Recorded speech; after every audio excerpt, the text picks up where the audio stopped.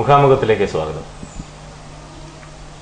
1999 മുതൽ തൊടുപുഴയിൽ പ്രവർത്തിക്കുന്ന അനാഥരും നിരാലംബരുമായ ജനങ്ങൾക്ക് ഒരു സംരക്ഷണ കേന്ദ്രം, തൊടുപുഴയിൽ പ്രവർത്തിക്കുന്ന സേവിയേഴ്സ് ഹോമിൻ്റെ ഡയറക്ടറായ കുന്നത്തച്ഛൻ എന്നറിയപ്പെടുന്ന ഫാദർ മാത്യു ജെ കുന്നത്താണ് ഈ ആഴ്ചയിൽ നമ്മളോടൊപ്പം. നമസ്കാരം അച്ഛൻ. നമസ്കാരം. 1999 സേവിയേഴ്സ് ഹോം എന്ന അനാഥരും നിരാലംബരുമായ ജനങ്ങളെ സംരക്ഷിക്കുന്ന ഒരു സ്ഥാപനം തുടങ്ങുന്നത്. ശരിക്കും പറഞ്ഞാൽ വൈദിക വൃത്തി തന്നെ ഒരു ദൈവവിളിയാണ്, ഒരു ദൈവ നിയോഗമാണ്. അതിലും കുറച്ചുകൂടെ ഉയർന്ന തലത്തിലുള്ളതാണ് ഈ അനാഥരെ സംരക്ഷിക്കുന്ന ഒരു സ്ഥാപനം. ഇത്തരം ഒരു ദൈവ നിയോഗം തിരഞ്ഞെടുക്കാൻ എന്തായിരുന്നു കാരണം? ഞാൻ ഇങ്ങനെയൊരു പ്രസ്ഥാനം തുടങ്ങുന്നതിനെക്കുറിച്ച് ഒരിക്കലും ചിന്തിച്ചിരുന്നില്ല. ചെറുപ്പം മുതൽ എൻ്റെ അമ്മയിൽ നിന്നും, പ്രധാനമായിട്ടും എൻ്റെ അമ്മയിൽ നിന്ന് കിട്ടിയ ചില പ്രചോദനങ്ങൾ, ഉദാഹരണത്തിന് മൂല്യച്യുതി, ധാർമ്മികമായ അധപതനം നാം എവിടെയും കാണുന്നുണ്ട്. അങ്ങനെയുള്ള സന്ദർഭങ്ങളിൽ നാം പ്രതികരിക്കുക. ചുറ്റിലും വേദനിക്കുന്ന ഒത്തിരി ആളുകളുണ്ട്. അവരോട് സഹതാപം പ്രകടിപ്പിക്കുകയും പറ്റുന്ന രീതിയിൽ അവരെ സഹായിക്കുകയും ചെയ്യുക. ഈ രണ്ട് കാര്യങ്ങളിൽ ഞാൻ ചെറുപ്പം മുതലേ ശ്രദ്ധ ചെലുത്തിയിരുന്നു. തുടർന്ന് ഞാൻ ചിറ്റൂർ പള്ളിയിൽ വികാരിയായിരിക്കുന്ന അവസരത്തിൽ ആഴ്ചയിലൊരിക്കൽ ഞാൻ വീട്ടിൽ വരുമായിരുന്നു. വരും സമയത്തൊക്കെ ആരെങ്കിലും ഭക്ഷണം കഴിക്കുന്നതായിട്ട് കാണാൻ ഇടയായിട്ടുണ്ട്. ഞാൻ കുറേ കാലം വെളിയിലായിരുന്നു. അതിനുശേഷം 96 തിരികെ വരുന്നത്. അപ്പോൾ 96 മുതൽ ഞാൻ വീട്ടിൽ വരുമ്പോൾ ഈ കാഴ്ചയാണ് എന്നും കാണുക. ആരെങ്കിലും ചിലപ്പോൾ 1-2 ഭിക്ഷക്കാരുണ്ടാകും. അവർക്ക് അമ്മ ആഹാരം കൊടുക്കും, ഇന്നതെന്നില്ല, ഉള്ളത് കൊടുക്കും. അങ്ങനെ കൊടുത്തുകൊണ്ട് അവർ ഭക്ഷണം കഴിക്കുന്നത് കാണുകയും അവരുമായി വർത്തമാനം പറയുകയും ചെയ്യുക, അത് അമ്മയുടെ ഒരു സ്വഭാവമായിരുന്നു. എൻ്റെ പിതാവ് നേരത്തെ ബിസിനസ്സായിരുന്നു. അത് കഴിഞ്ഞ് 75 വയസ്സായപ്പോൾ അതിൽ നിന്നും വിരമിച്ച് ഞങ്ങളുടെ ഭവനത്തിൽ തന്നെ ഒരു സൗകര്യം ഉണ്ടാക്കി ചെറിയ തോതിലുള്ള ബിസിനസ് നടത്തിയിരുന്നു. അപ്പോൾ എൻ്റെ ഫാദർ എപ്പോഴും കടയിലും അതിൻ്റെ തൊട്ടുപുറയിലുള്ളത് വീടിൻ്റെ ഭാഗമായിരുന്നു, അമ്മ മറുവശത്ത്. അപ്പം അമ്മയ്ക്ക് നേരം പോക്ക് ഇത് മാത്രമായിരുന്നു. ഇതിങ്ങനെ കുറേ കാലം ഞാൻ കണ്ടപ്പോൾ, 2-3 വർഷക്കാലം ഞാൻ കണ്ടപ്പോൾ എനിക്ക് തോന്നി, വിശക്കുന്നൊരൊത്തിരി പേരുണ്ടല്ലോ, അവർക്ക് ഭക്ഷണം കൊടുക്കാം. ഈ ആശയം ഞാൻ ആദ്യമായിട്ട് എൻ്റെ കൈക്കാരന്മാരിൽ ഒരാളോട് ഞാൻ പറഞ്ഞു. അപ്പോൾ അദ്ദേഹം പറഞ്ഞു, 1 ചാക്കരി ഞാൻ വാങ്ങിച്ചു തരാമെന്ന് പറഞ്ഞു. ഞാൻ ആരുടെ ഒരു സംഭാവനയും ചോദിച്ചില്ല. ഈ ആശയം പ്രകടിപ്പിച്ചപ്പോൾ, ഷെയർ ചെയ്തപ്പോൾ ആദ്യത്തെ ആൾക്കാർ ഏതാനും പേര് വളരെ താല്പര്യം കാണിക്കുകയും സഹകരണ മനോഭാവം പ്രകടിപ്പിക്കുകയും ചെയ്തു. അങ്ങനെ സൗജന്യ ഉച്ചഭക്ഷണമാണ് 99 ആരംഭിച്ചത്. അച്ഛൻ പറയുകയുണ്ടായി, അനാഥർക്ക് അല്ലെങ്കിൽ നിരാലംബരായവർക്ക് ഭക്ഷണം നൽകുന്ന അതിനു വേണ്ടിയിട്ടുള്ളൊരു സ്ഥാപനമായിട്ടാണ് ഇത് തുടങ്ങിയത്. പിന്നീട് എപ്പോഴാണ് ഇതിലേക്ക് അന്തേവാസികളെ താമസിപ്പിച്ച് സംരക്ഷിക്കുന്ന ഒരു തരത്തിലേക്ക് ഇത് മാറിയത്? ആദ്യത്തെ 1 വർഷക്കാലം വളരെ നല്ല നിലയിൽ സൗജന്യ ഉച്ചഭക്ഷണം ഞാൻ ബോർഡ് വെച്ച് ഉണ്ടായിരുന്നു. 12 മുതൽ 2 വരെ. ആദ്യ ദിവസങ്ങളിൽ 20-22 പേരൊക്കെ ഉണ്ടായിരുന്നു. അത് 80-85 വരെയൊക്കെ എത്തി. അങ്ങനെ 1 വർഷം നല്ല നിലയിൽ പോയി. അത് കഴിഞ്ഞപ്പോഴേക്കും ഈ തൊഴിലുള്ളവരാണ് ചുമട്ടുതൊഴിലാളികൾ, അങ്ങനെ അല്ലെങ്കിൽ തെരുവിലുള്ള പല ടൗണിലുള്ള ആൾക്കാരൊക്കെ വരാൻ തുടങ്ങി. പ്രത്യേകിച്ചും ഹർത്താലുള്ള ദിവസങ്ങളിൽ രാവിലെ 10 മണിയാകുമ്പോഴത്തേക്കും അവിടെ ആൾക്കാർ വന്നിരിക്കും. അപ്പോൾ ഞാൻ അവരോട് പറഞ്ഞു, നിങ്ങളെപ്പോലുള്ളവർക്ക് വേണ്ടിയിട്ടല്ല ഇത്. പക്ഷേ ആളുകൾ തടിച്ചു കൂടാൻ തുടങ്ങി, നമുക്ക് കൈകാര്യം ചെയ്യാൻ പറ്റാതെ വന്നു. ഈ സാഹചര്യത്തിൽ ഒരു പെൺകുട്ടിയും 2 കുഞ്ഞുങ്ങളുമായി അവിടെ എത്തി. അവർക്ക് ഞാൻ അഭയം കൊടുത്തു. അധികം താമസിയാതെ ചുരുങ്ങിയ 2-3 മാസങ്ങൾക്കുള്ളിൽ ഏതാനും പേർക്ക് അഭയം കൊടുത്തു. സൗകര്യങ്ങളില്ലായിരുന്നു, എങ്കിലും അവർക്ക് അഭയം കൊടുത്തു. അങ്ങനെ അഭയം കൊടുത്ത് ഏതാനും പേരായി കഴിഞ്ഞപ്പോൾ എനിക്ക് തോന്നി, അർഹതയില്ലാത്തവർക്ക് ഉച്ചഭക്ഷണം കൊടുത്തിട്ട് കാര്യമില്ല. അതുമാത്രമല്ല, ആദ്യത്തെ 1 വർഷം എനിക്ക് ഒരു ബുദ്ധിമുട്ടും കൂടാതെ പരിപാടികൾ മുന്നോട്ട് കൊണ്ടുപോകാൻ സാധിച്ചു. അർഹതയില്ലാത്തവർ വന്ന് ആഹാരം കഴിക്കാൻ തുടങ്ങിയപ്പോൾ ഈ സഹായം ചെയ്യുന്ന ആൾക്കാർ പലപ്പോഴും ഇടയ്ക്കിടയ്ക്ക് വരും. അവർ വിളമ്പാനൊക്കെ കൂടും. അവരുടെ സാന്നിധ്യം ആ രീതിയിലൊക്കെ അവിടെ ഉണ്ടാകും. അപ്പോൾ ഇതെല്ലാം കണ്ടപ്പോൾ ഈ സഹായം ചെയ്തിരുന്ന ആളുകൾ, തന്നിരുന്ന ആളുകൾ നിർത്തി. അതൊരു വലിയ ബാധ്യതയായിട്ട് മാറി. എനിക്ക് കുറേയേറെ അതിൻ്റെ പേരിൽ കുറേ കടബാധ്യതകളൊക്കെ ഉണ്ടായി. പെട്ടെന്ന് എനിക്ക് നിർത്താൻ പറ്റിയില്ലല്ലോ. ആരെങ്കിലും വിശന്ന് വരുന്നെങ്കിൽ നമുക്ക് കൊടുക്കാം. ബോർഡ് എടുത്ത് മാറ്റി ഞാൻ അനൗൺസ് ചെയ്തു, ഇത്രാം തീയതി മുതൽ മേൽ സൗജന്യ ഉച്ചഭക്ഷണം ഇവിടെ ഉണ്ടാകില്ല, ഇവിടെയുള്ള അന്തേവാസികൾക്ക് മാത്രമായിരിക്കും ഭക്ഷണം നൽകുന്നതും മറ്റ് സൗകര്യങ്ങളൊക്കെ ചെയ്തു കൊടുക്കുന്നതെന്ന് പറഞ്ഞ് സാവകാശം സൗജന്യ ഉച്ചഭക്ഷണം നിർത്തി. അങ്ങനെ ഒരു അനാഥാലയത്തിൻ്റെ രീതിയിലേക്ക് കടന്നു വന്നു. അത് മുൻകൂട്ടി പ്ലാൻ ചെയ്തതല്ല. എത്ര ആളുകൾ ഇപ്പോൾ അന്തേവാസികളായിട്ട് ഇവിടെ? ഇപ്പോൾ ഞങ്ങൾക്ക് 3 യൂണിറ്റാണ് ഉള്ളത്. ഒന്ന് ഫൗണ്ട്ലിംഗ് ഹോം എന്ന് പറയും, അതായത് നവജാത ശിശുക്കൾ മുതൽ 5 വയസ്സ് വരെ. പിന്നീടൊന്ന് ഹോം ഫോർ ഗേൾസാണ്. അത് 5 വയസ്സിന് മുകളിൽ 18 വയസ്സ് വരെ എന്നാണ് വൈപ്പ്. എങ്കിൽ തന്നെയും ഫുൾ ടൈം സ്റ്റുഡൻസൊക്കെ ആണെങ്കിൽ നമ്മൾ കുറച്ചൊക്കെ എക്സ്റ്റൻഷൻ കൊടുക്കും. ഇപ്പോൾ ഉദാഹരണത്തിന് 10 കഴിഞ്ഞു, +2 കഴിഞ്ഞു, തുടർന്ന് പഠിക്കുകയാണെങ്കിൽ നമ്മളവരെ പഠിപ്പിക്കും. പിന്നെയുള്ളത് നിർധനരായിട്ടുള്ള അഗതികളായിട്ടുള്ള ഏതാനും സ്ത്രീകളാണ്. പ്രായപരിധിയില്ല. ഇങ്ങനെ 3 വിഭാഗം ആണ് ഇപ്പോൾ ഉള്ളത്. 3 വിഭാഗത്തിൽ കൂടി ഇപ്പോൾ 73 പേരുണ്ട്. അതിൽ 1-ാം ക്ലാസ് മുതൽ 7 വരെ ഉള്ള ക്ലാസ്സുകളിൽ പഠിക്കുന്ന കുട്ടികൾ തലേനാട്ടാണ് പഠിക്കുന്നത്, ഇവിടെയാണ് പഠിക്കുന്നത്. ഇവിടെ താമസിച്ചുകൊണ്ട് സംയുക്ത സ്കൂളിൽ പോകുന്നു. ഹൈസ്കൂളിൽ പഠിക്കുന്ന കുട്ടികൾ തൊടുപുഴ താമസിച്ചുകൊണ്ട് മയിലക്കൊമ്പിലാണ് പഠിക്കുന്നത്. മയിലക്കൊമ്പിൽ സ്ഥലം വാങ്ങിച്ചിട്ടുണ്ട്. താമസ സൗകര്യങ്ങളൊക്കെ ക്രമീകരിച്ചു കൊണ്ടിരിക്കുകയാണ്. മിക്കവാറും ക്രിസ്മസ് ഒക്കെ ആകുമ്പോഴേക്കും അവിടെ നിൻ്റെ പണികളൊക്കെ തീരും. കുട്ടികൾ ക്രിസ്മസ് കഴിഞ്ഞാൽ അങ്ങോട്ട് മാറുന്നതാണ്. പിന്നെ തൊടുപുഴ താമസിക്കുന്നത് ഈ നവജാത ശിശുക്കൾ മുതൽ 5 വയസ്സിലുള്ള പിള്ളേരെന്ന് പറഞ്ഞാൽ അവരും പിന്നെ അഗതികളായിട്ടുള്ള ഏതാനും സ്ത്രീകളുമാണ്. ഈ ഫൗണ്ട്ലി ഹോമിലെ അംഗങ്ങൾ, കുഞ്ഞുമക്കൾ, അവർ ഇപ്പോൾ നിന്ന് കുറവാണ്. കാരണം ഒരു കുട്ടിയെ അഡോപ്ഷന് കൊടുക്കുന്നതിന് ലീഗലി ഫ്രീ ആയിട്ട് ചൈൽഡ് വെൽഫെയർ കമ്മിറ്റി പ്രഖ്യാപിച്ചു കഴിഞ്ഞാൽ ഞങ്ങൾക്ക് കുഞ്ഞുങ്ങളെ നിർത്തിക്കൊണ്ടിരിക്കാൻ പറ്റില്ലായിരുന്നു. അതുകൊണ്ട് മുൻകാലങ്ങളിൽ ലൈസൻസുള്ള സ്ഥാപനങ്ങളിലേക്ക് ഞങ്ങൾ അവരെ ട്രാൻസ്ഫർ ചെയ്യുമായിരുന്നു. ഇപ്പോൾ കുഞ്ഞുമക്കൾ എന്ന് പറയാൻ 3 പേരേ ഉള്ളൂ. അവരിൽ 2 പേര് അടുത്ത മാസം അഡോപ്ഷന് പോകും. ഒരു കുട്ടി ജനുവരി മാസത്തിലും അഡോപ്ഷന് പോകും. ഇപ്പോൾ അഡോപ്ഷൻ തുടങ്ങിയത് കൊണ്ട് കുഞ്ഞുമക്കൾ വന്നു കഴിഞ്ഞാൽ അധികം അവിടെ താമസിക്കില്ല. അവരതിനു മുമ്പ് അച്ഛൻ പറയണ്ടേ, നവജാത ശിശുക്കൾ ഇത് മാതാപിതാക്കൾ ഉപേക്ഷിക്കപ്പെട്ട് തെരുവിൽ നിന്ന് കൊണ്ടുവരുന്നതാണോ അതോ ഇവിടെ കൊണ്ടുവന്ന് വളർത്തി വലുതാക്കാൻ ഏൽപ്പിച്ചിട്ട് പോകുന്നതാണോ കൂടുതൽ വരുന്നത്? മിക്കവാറും അവിവാഹിതരായിട്ടുള്ള സ്ത്രീകൾ ഗർഭിണികളായിട്ട് മാതാപിതാക്കന്മാരാൽ ഉപേക്ഷിക്കപ്പെട്ട് അല്ലെങ്കിൽ കാമുകനാൽ ഉപേക്ഷിക്കപ്പെട്ട് ആശയമില്ലാത്തൊരവസ്ഥയിൽ ആരെങ്കിലുമൊക്കെ ഇവിടെ കൊണ്ടുവരുന്നതാണ്.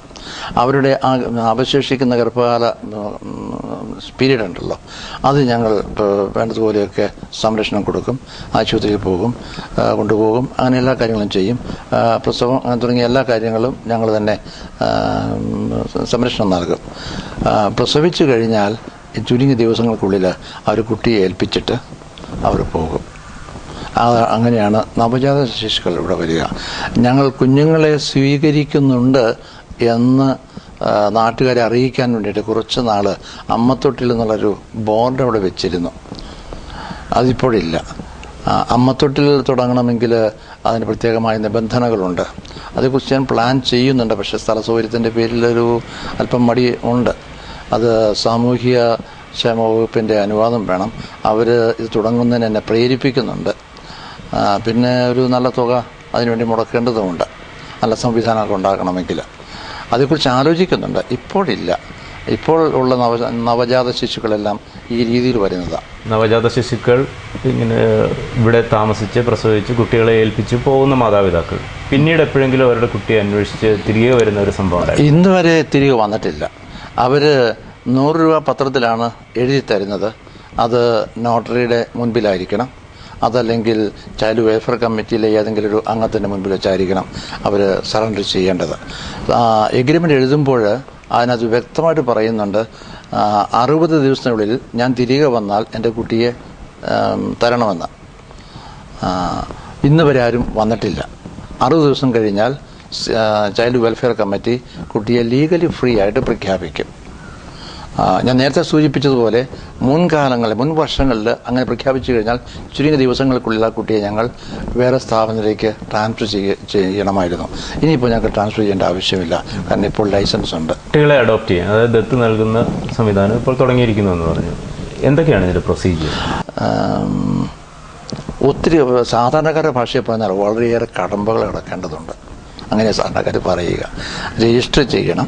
രജിസ്റ്റർ ചെയ്ത് കഴിഞ്ഞിട്ട് ഹോം സ്റ്റഡി രജിസ്റ്റർ ചെയ്യുന്നതിന് തന്നെ അവർ വളരെയേറെ പേപ്പേഴ്സ് ശരിയാക്കേണ്ടതുണ്ട്. വളരെയേറെ പേപ്പേഴ്സ്, ഏതാണ്ട് 16-17 ഫോംസ് ഉണ്ട്. അത് അവർ പൂർത്തിയാക്കണം, ഫില്ലപ്പ് ചെയ്യണം. അവർ വരുമാനം, പിന്നെ പോലീസ് ക്ലിയറൻസ്, അങ്ങനെ തുടങ്ങിയ ഒത്തിരി കാര്യങ്ങളുണ്ട്. അതെല്ലാം ശരിയാക്കിയെങ്കിലേ അവർക്ക് രജിസ്റ്റർ ചെയ്യാവുള്ളൂ.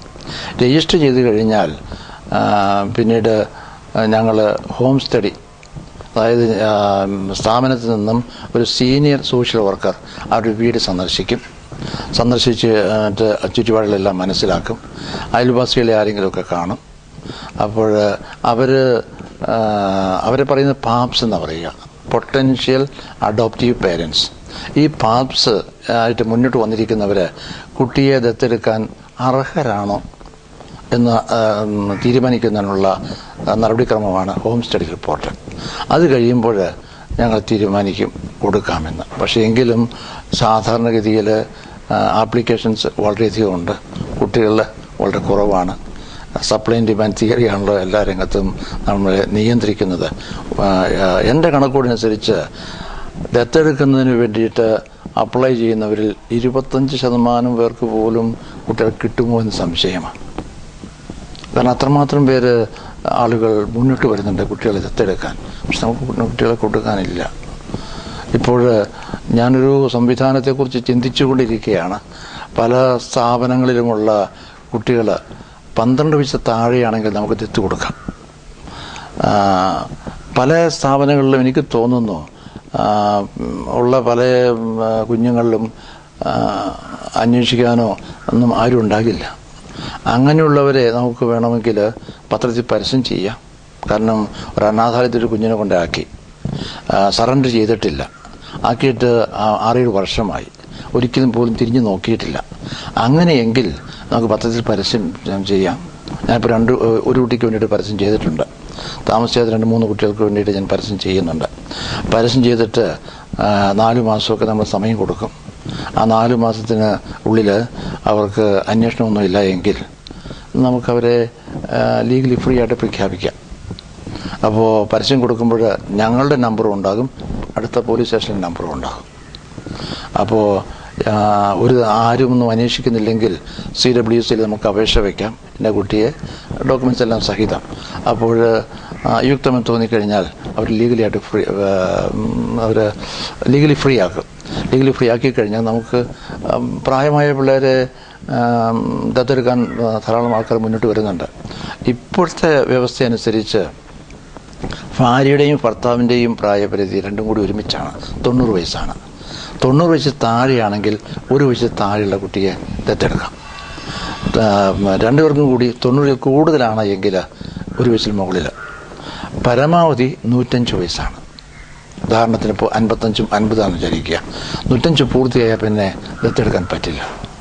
അപ്പോൾ കമ്പൈൻഡ് ഏജ് 98, 100, 102 ആയിട്ടുള്ളവരൊക്കെ എൻ്റെ അടുക്കൽ വരുന്നുണ്ട്.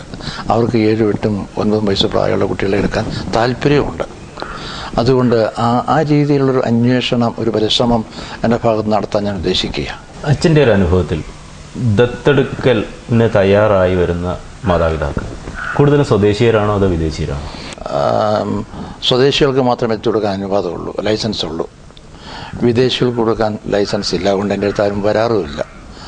പിന്നെ വിദേശികൾക്ക് കൊടുക്കുന്നതിനോട് എനിക്ക് വലിയ താല്പര്യമൊന്നുമില്ല. കാരണം നമ്മുടെ നാട്ടിൽ ധാരാളം ആളുകൾ കുഞ്ഞുങ്ങൾക്ക് വേണ്ടിയിട്ട് ദാഹിക്കുന്നുണ്ട്, ഓടി നടക്കുന്നുണ്ട്. അപ്പോൾ നമ്മൾ എന്തിന് വിദേശത്തേക്ക് പോകുന്നു? അച്ഛൻ പറയുകയുണ്ടായി ഇവിടുന്ന് കുട്ടികളെ ദത്ത് നൽകുന്ന സംവിധാനം ആരംഭിക്കാൻ പോകുന്നേ ഉള്ളൂ എന്ന് പറയും. പക്ഷേ ഇതിൻ്റെ നിയമവശങ്ങൾ അതായത് ദത്ത് നൽകുന്ന കുട്ടികളുടെ ഭാവി സുരക്ഷിതമാണോ എന്ന് അന്വേഷിക്കാൻ ദത്ത് നൽകുന്ന ഏജൻസിക്ക് എന്തെങ്കിലും സംവിധാനമുണ്ടോ? കുട്ടിക്ക് 18 വയസ്സ് പൂർത്തിയാകുന്നവരെ എല്ലാ വർഷവും കുട്ടിയെ സ്ഥാപനത്തിൽ കൊണ്ടുവരണം. അതിൻ്റെ വേരബിൾസൊക്കെ ഞങ്ങൾ അന്വേഷിക്കും. ഒരു പക്ഷേ കുഞ്ഞുമക്കളെടുക്കുന്നതല്ല, ഒരു 7, 8, 9, 10 വയസ്സായ കുട്ടിയെ എടുക്കുമ്പോൾ ചിലപ്പോൾ ജോലി ചെയ്യിപ്പിക്കാൻ ആകാൻ സാധ്യതയുണ്ട്. അങ്ങനെ ആയാൽ ആ കുട്ടിയെ നിയമാനുസരണം നമുക്ക് തിരിച്ചെടുക്കാം. നല്ല സംവിധാനമുണ്ട്. അതുകൊണ്ട് എപ്പോഴും ഇപ്പോൾ ഗവൺമെൻറ് ഈ റേറ്റൊക്കെ വർദ്ധിപ്പിച്ചിട്ടുണ്ട്. രജിസ്ട്രേഷൻ ഫീ 1000 രൂപയാണ്. ഹോം സ്റ്റേ റിപ്പോർട്ട് തയ്യാറാക്കുന്നതിന് 5000 രൂപയാണ്. ഈ 5000 രൂപ ആക്കാൻ കാരണം നമ്മൾ 18 വയസ്സ് പൂർത്തിയാകുന്നവരെ അന്വേഷിച്ചുകൊണ്ടിരിക്കണം. അപ്പോൾ ഗവൺമെൻറ്റിൽ നിന്നും വേണ്ടത്ര നിയമസഹായം നമുക്ക് ലഭിക്കും. നമ്മൾ വളരെയേറെ ശ്രദ്ധാലുക്കളായിരിക്കുകയും ചെയ്യണം. അതിലെല്ലാ സംവിധാനങ്ങളും ഇപ്പോഴുണ്ട്.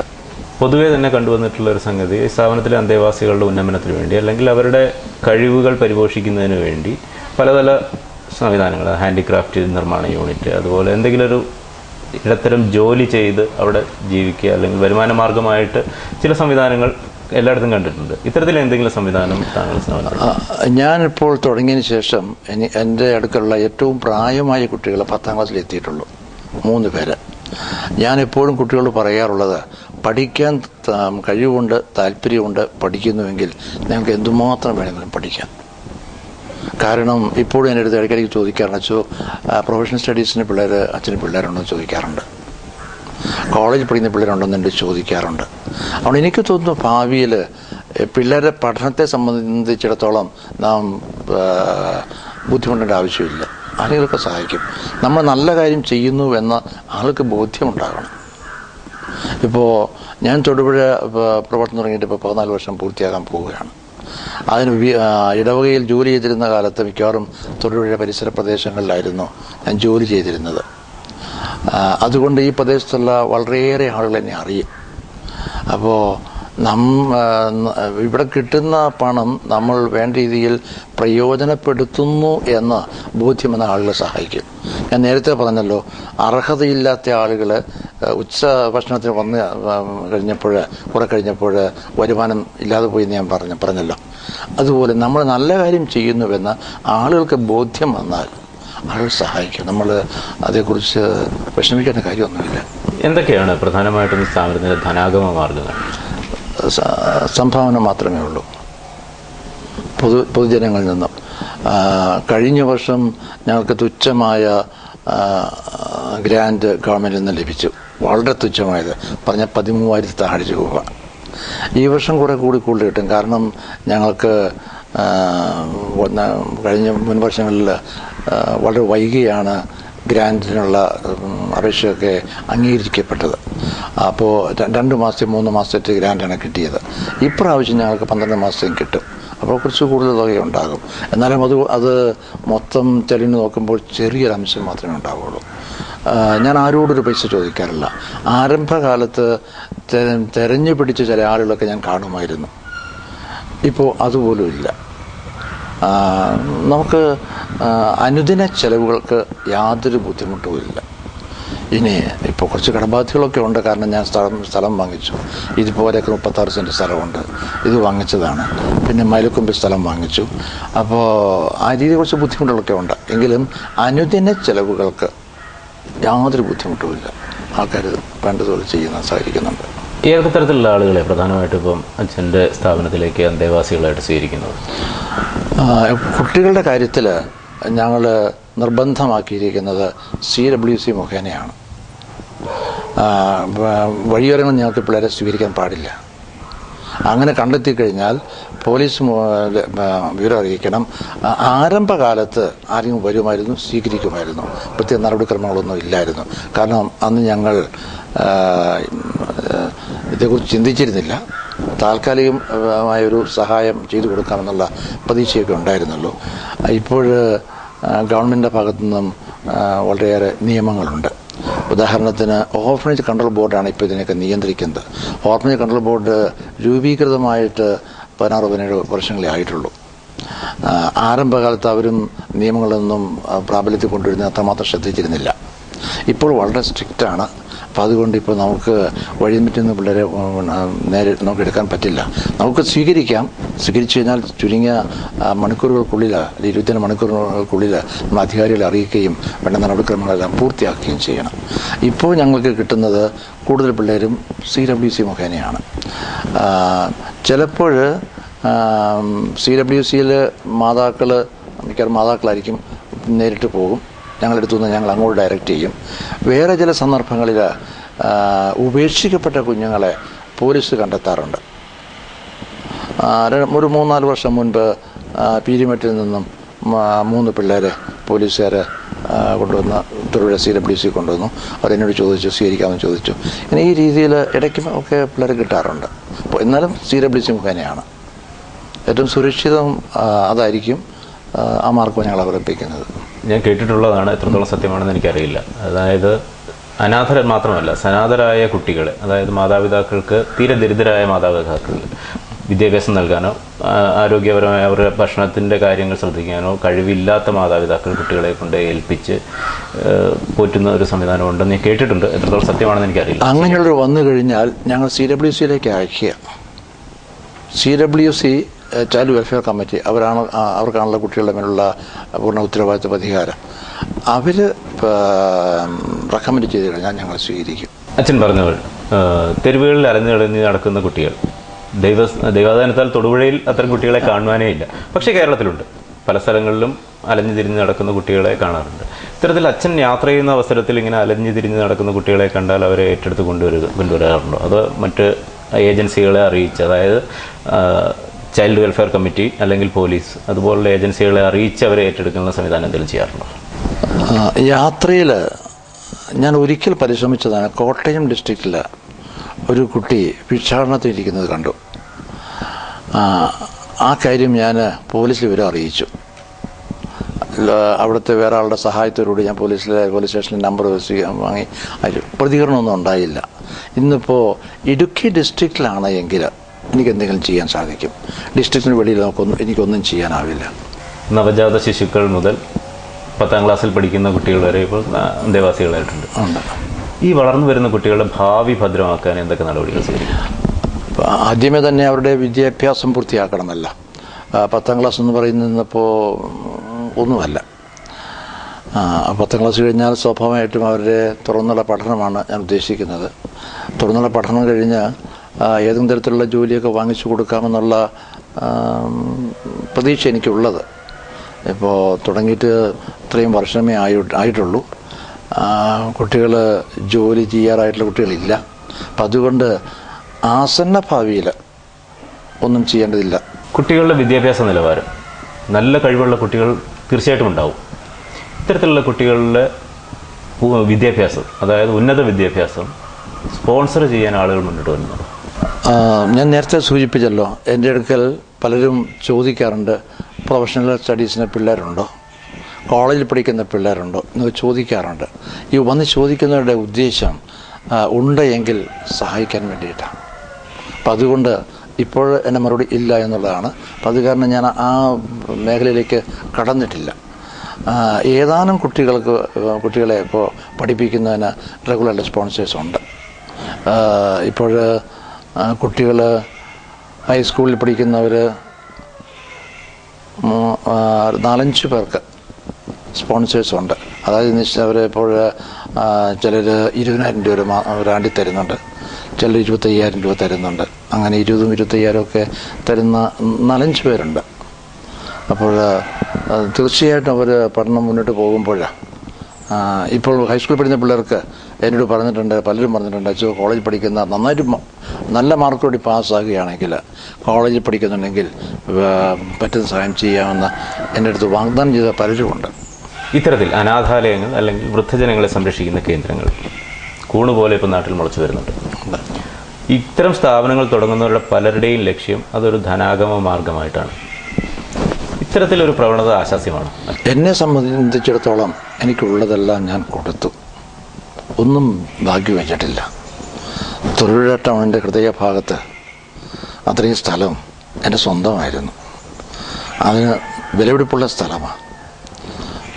അപ്പോൾ എനിക്കുള്ള അവസാനത്തെ പൈസയും ഞാൻ കൊടുത്തു. എൻ്റെ വിൽപത്രത്തിൽ എനിക്കുള്ളതെല്ലാം സേവ്യേഴ്സ് ഹോമിന് വേണ്ടിയാണ്.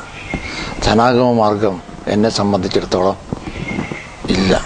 അതുമാത്രമല്ല, ഈ പ്രസ്ഥാനം തുടങ്ങുന്ന സമയത്ത് ഞാൻ ഒരു വ്രതം കൂടി എടുത്തു. രൂപതാ വൈദികർക്ക് 2 വ്രതങ്ങളേ ഉള്ളൂ, സെലിബസിയും ഒബീഡിയൻസും. ഞാൻ ഓവർ പോവർട്ടി, ദാരിദ്ര്യവ്രതം കൂടി എടുത്തു. എല്ലാ വർഷവും പെസഹ വ്യാഴാഴ്ച, ഞങ്ങൾ ക്രൈസ്തവരെ സംബന്ധിച്ചിടത്തോളം പെസഹ വ്യാഴാഴ്ച പ്രധാനപ്പെട്ട ഒരു ദിവസമാണല്ലോ. അന്നാണ് യേശു വിശുദ്ധ കുർബാന സ്ഥാപിച്ചതും പൗരോഹിത്യ എന്ന കുദാശ സ്ഥാപിച്ചതും. ആ പെസഹ വ്യാഴാഴ്ചത്തെ കുർബാനയിൽ ഞാൻ പരസ്യമായിട്ട് ഈ 3 വ്രതങ്ങളും നവീകരിക്കുന്നുണ്ട്. അതുകൊണ്ട് എന്നെ സംബന്ധിച്ചിടത്തോളം ധനാഗമ മാർഗം അല്ല. ചുരുക്കം ചില ഏത് മേഖലയിലാണെങ്കിൽ തന്നെയും നല്ല പ്രവർത്തനം തുടങ്ങിയിട്ട് ധനാഗമ മാർഗം അരി അന്വേഷിച്ച് പോകുന്ന പ്രവണത നാം കാണുന്നുണ്ട്. എന്നെ സംബന്ധിച്ചിടത്തോളം ഇല്ല. വൈദികരുടെ ഇടയിൽ ഒരു വ്യത്യസ്തമായ ഒരു വ്യക്തിത്വമാണ് താങ്കളുടേത്, അച്ഛൻ്റേത്. അതുകൊണ്ട് തന്നെ പൊതുസമൂഹത്തിൽ ഒരു തിരുത്തൽവാദി എന്നൊരു ചെറിയ പേരുദോഷം എന്ന് പറയാൻ പറ്റില്ല, തിരുത്തൽവാദിയായിട്ടാണ് അറിയപ്പെടുന്നത്. എന്താ ഇത്ര ഒരു നിലപാട്?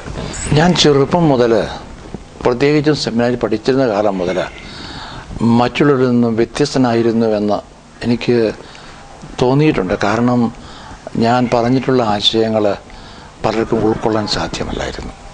സെമിനാരി പഠിച്ചുകൊണ്ടിരുന്ന കാലത്ത്, സെമിനാരി പഠിച്ചുകൊണ്ടിരുന്ന ഞാൻ 64 വൈദികനായതാണ്.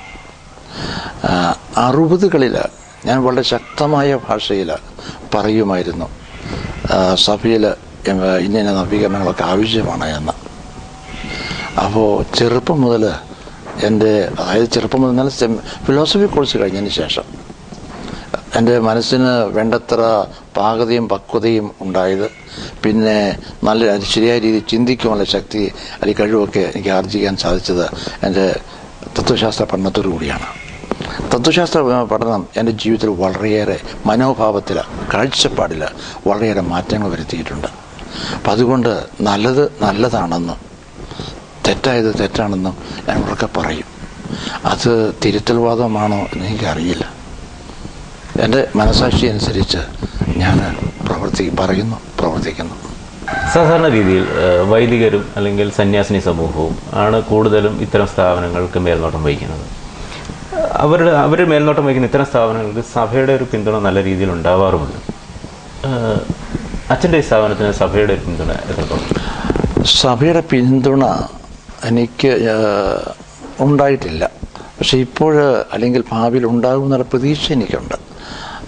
ഞാൻ തുടങ്ങുന്നത്, ഈ പ്രസ്ഥാനം തുടങ്ങുന്നത്, എനിക്ക് ചില രോഗകാരണങ്ങളാൽ ഞാൻ മെഡിക്കൽ ലീവ് എടുത്തിരുന്നു. അത് കഴിഞ്ഞിട്ട് മെഡിക്കൽ ലീവ് എടുത്തു. കുറെ കഴിഞ്ഞപ്പോൾ എൻ്റെ ആരോഗ്യസ്ഥിതി കൂടുതൽ മോശമായി കഴിഞ്ഞപ്പോൾ എനിക്ക് തോന്നി ഇടവക ജോലി പറ്റില്ല, അസാധ്യമാണ്. രോഗിയാണെന്നും പറഞ്ഞുകൊണ്ട് വെറുതെ ഇരുന്നിട്ടും കാര്യമില്ല, ചെയ്യാവുന്ന കാര്യങ്ങൾ പലതുമുണ്ട്. അപ്പോൾ അങ്ങനെയാണ്, ആ സമയത്താണ് ഈ മേഖലയിലേക്ക് ഞാൻ കടന്നു വരുന്നത്. സൗജന്യ ഉച്ചഭക്ഷണം അല്പം മുമ്പ് തുടങ്ങിയിരുന്നെങ്കിൽ തന്നെയും കുറച്ച് കഴിഞ്ഞപ്പോൾ ഈ മെഡിക്കൽ ലീവ് എടുത്തു, പിന്നെ എയർലി റിട്ടയർമെൻ്റ് എടുത്തു. അതെല്ലാം കഴിഞ്ഞപ്പോൾ എനിക്ക് തോന്നി മനുഷ്യന് പ്രവർത്തിക്കാനൊരു മേഖല വേണം. ഞാൻ എൻ്റെ പൗരോഹിത്യ സ്വീകരണത്തിന് മുൻപായിട്ട് എഴുതിയ ഒരു വാക്യമുണ്ട്, എൻ്റെ മോട്ടോയാണ്: ലോകത്തിന് ആവശ്യമായ എല്ലാ നന്മകളും ചെയ്യുവാൻ എനിക്ക് കഴിവില്ല, എന്നാൽ എനിക്ക് ചെയ്യാൻ കഴിയുന്ന നന്മകൾ ലോകത്തിന് ആവശ്യമുണ്ട്. ഞാൻ എഴുതിയതാണ്. വാസ്തവത്തിൽ ഞാനത് എഴുതിയത് വൈദികർ അല്ലെങ്കിൽ സെമിനാരിക്കാർ വൈദിക പദവിയിലേക്ക് കടന്നു വരുമ്പോൾ മെമൻറ്റോ ആയിട്ടൊക്കെ എന്തെങ്കിലുമൊക്കെ അച്ചടിക്കാറുണ്ടല്ലോ, അതിൽ ചേർക്കാൻ വേണ്ടിയിട്ട് ഞാൻ എഴുതിയതാണ്. പക്ഷേ എൻ്റെ സുഹൃത്തുക്കൾ ചിലർ പറഞ്ഞു, ഏതെങ്കിലും ബൈബിൾ വാക്യം എഴുതുന്നതായിരിക്കും നല്ലത്, ഇതൊക്കെ എഴുതി കഴിഞ്ഞാൽ ഒരു പക്ഷേ പിടിക്കപ്പെടാൻ സാധ്യതയുണ്ട് എന്ന് പറഞ്ഞു. അതുകൊണ്ട് ഞാൻ അവരെ ശ്രമിച്ചു, അത് എഴുതിയില്ല, ഏതോ ബൈബിൾ വാക്യം എഴുതി. എൻ്റെ ആഗ്രഹം ഇതായിരുന്നു, ഇംഗ്ലീഷിലാണ് ഞാൻ അത് എഴുതിയത്. I cannot do all the good the world needs, but the world needs all the good I can do. അപ്പോൾ ഞാൻ വെറുതെ ഇരിക്കുന്ന സമയത്ത് എന്തെങ്കിലും ചെയ്യണം. എന്തെങ്കിലും ചെയ്യുന്നതിനിപ്പോൾ പാവപ്പെട്ടവർക്ക് അല്ലെങ്കിൽ വിശക്കുന്നവർക്ക് ഭക്ഷണം കൊടുക്കുന്നതിന് എനിക്ക് ആരുടെ അനുവാദം ആവശ്യമില്ല. ഞാൻ താമസിക്കുന്ന ഇടം എൻ്റെ സ്വന്തമാണെങ്കിൽ, ആ ഇടം വലുതാണെങ്കിൽ, അവിടെ ആരെങ്കിലും പാർപ്പിക്കുന്നത് ഉതപ്പിന് കാരണമാകുന്നില്ല എങ്കിൽ അവിടെ ആരെങ്കിലും പാർപ്പിക്കുന്നതിന് എനിക്ക് ആരുടെ അനുവാദം ആവശ്യമില്ല.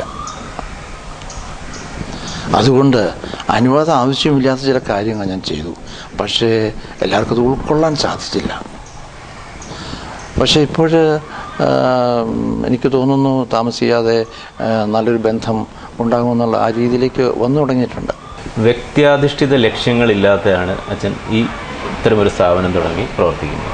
എന്തെങ്കിലും തരത്തിൽ സമൂഹത്തിൽ നിന്ന് അല്ലെങ്കിൽ ഗവൺമെൻറ് ഇതര സ്ഥാപനങ്ങളിൽ നിന്ന് ഒരു അംഗീകാരം ലഭിക്കും? എനിക്ക് ഇവിടെ വെച്ച് കിട്ടിയിട്ടില്ല. നമ്മുടെ കേരളത്തിലൊക്കെ അല്ലെങ്കിൽ ഇന്ത്യയിലൊക്കെ പുരസ്കാരങ്ങളൊക്കെ കിട്ടുക എന്ന് പറഞ്ഞാൽ ഞാൻ മനസ്സിലാക്കുന്നത് അതിൻ്റെ പിന്നിൽ ഒത്തിരി ചരടുവലിയും ഒക്കെ ഉണ്ടെന്ന് എനിക്ക് തോന്നുന്നത്. ഞാൻ വിദേശത്ത് 15 വർഷം ഉണ്ടായിരുന്നു. വിദേശത്ത് 15 വർഷത്തിൽ ആദ്യത്തെ 1 വർഷം ആശുപത്രി ജോലിയായിരുന്നു, ചാപ്ലിനായിട്ട്. തുടർന്നുള്ള 6 വർഷക്കാലം ഞാൻ സ്വകാര്യ ജീവിതം നയിച്ചത്. അതായത് സബാറ്റിക്കലെടുത്തു. പൗരത്യ ശുശ്രൂഷയിൽ നിന്ന് ഞാൻ പൂർണ്ണമായിട്ടും മാറി നിന്നു. പക്ഷേ എൻ്റെ മുറിയിൽ ഞാൻ കുർബാന അർപ്പിക്കുകയും വിശ്വബാന സൂക്ഷിക്കുകയും ചെയ്തിരുന്നു. പൗരോഹിത്യം ഉപേക്ഷിച്ചതിനെക്കുറിച്ച് ഞാൻ ഒരിക്കലും ചിന്തിക്കപ്പോഴും ചെയ്തിട്ടില്ല.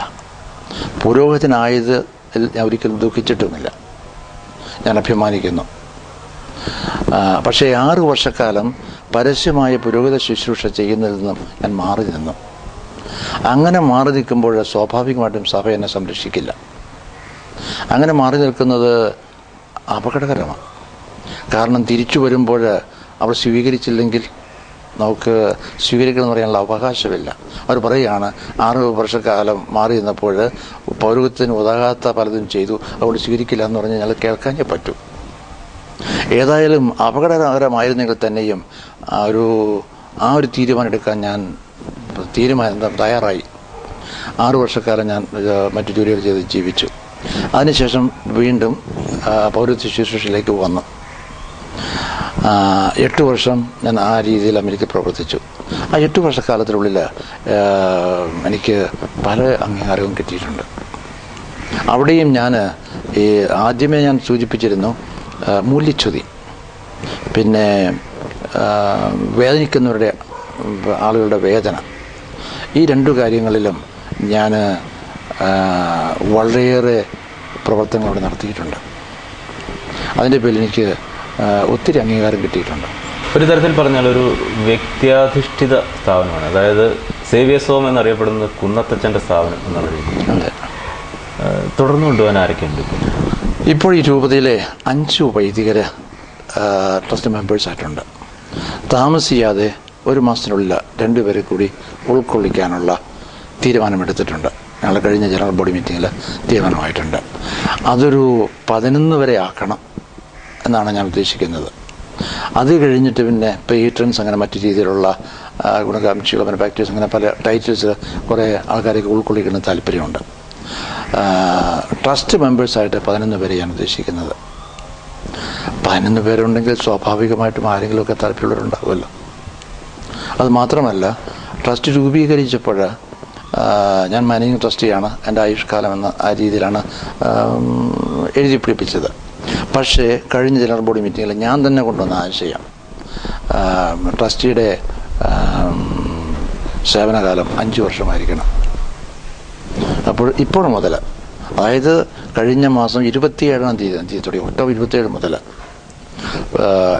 ട്രസ്റ്റിയുടെ കാലാവധി 5 വർഷമായിരിക്കണം.